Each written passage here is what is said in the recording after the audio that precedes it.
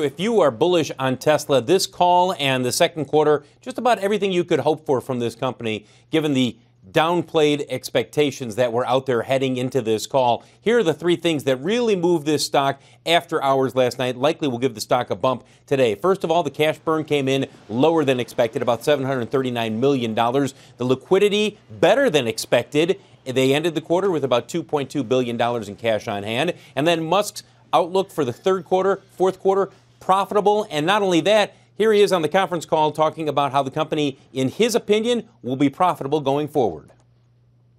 Provided the economy is roughly where it is today or reasonably good, and there's not a big force majeure event that I feel comfortable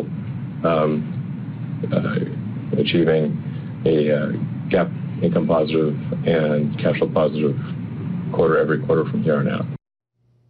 The other story from the earnings call last night, the demeanor of Elon Musk. Remember, after the first quarter, he was prickly, he was rude, he was throwing it back in the face of analysts. Not the case last night. In fact, he apologized to the two analysts that he cut off and was rude to in the first quarter earnings call. Here's one of his apologies.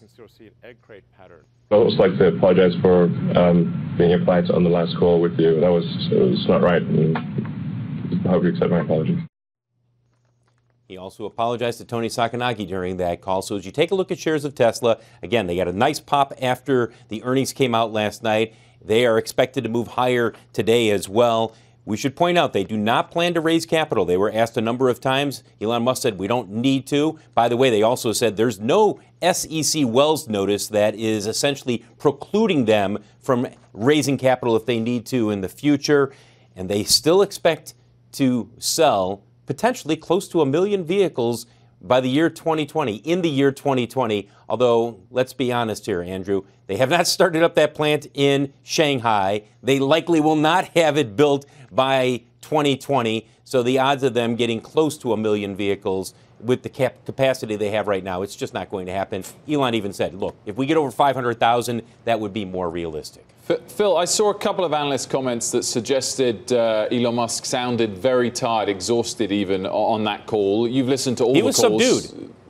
He was definitely subdued.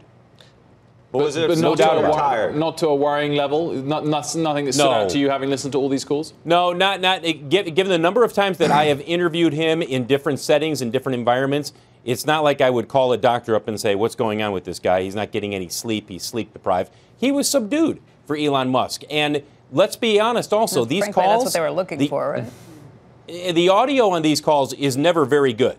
And so that compounded the impression, if you will, that, oh, Elon Musk was tired. And I think, subdued would be the proper way of saying what he sounded like.